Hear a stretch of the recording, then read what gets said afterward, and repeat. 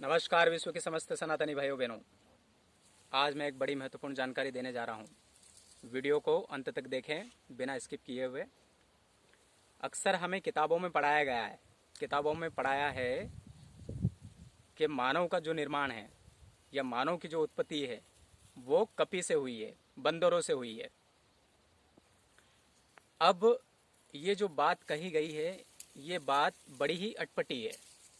ये जो खोज की गई है ये खोज भी बड़ी अटपटी है और मैं तथ्यपरक उदाहरण देते हुए इस बात को समझाना चाहता हूँ।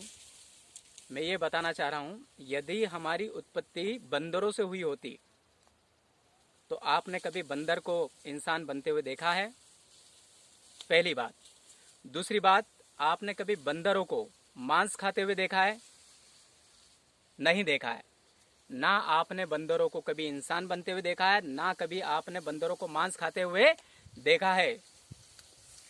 सनातन संस्कृति तो सदियों से चिक चिक के चिल्ला रही है कि मांसाहार वाले पशु पक्षी अलग हैं, शाकाहारी अलग हैं। जितने भी मांसाहारी पशु पक्षी होते हैं उनके कैनाइन दांत होते हैं, बंदरों के अंदर वो दांत नहीं पाए जाते हैं। बंदर पूर्ण शाकाहारी है। आज वर्तमान का साइंस इस बात को सिद्ध कर चुका है।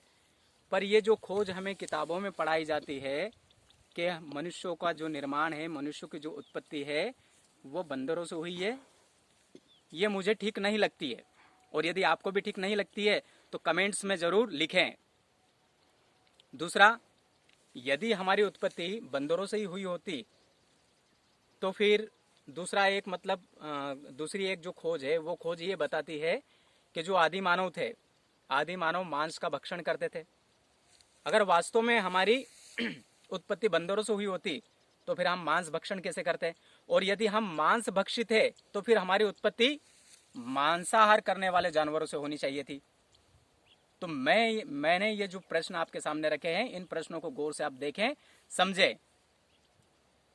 पाश्चात्य संस्कृति ने जो भी खोजें की है हमें उसका अंधानुकरण नहीं करना है। उन्होंने जो बोला है उसे एज इट इज वैसा के वैसा नहीं लेना है। हमें भी मस्तिष्क दिया है, हमारे पास भी विवेक है। उस विवेक पर अगर कोई बात सच साबित होती है तभी उस बात को मानना है।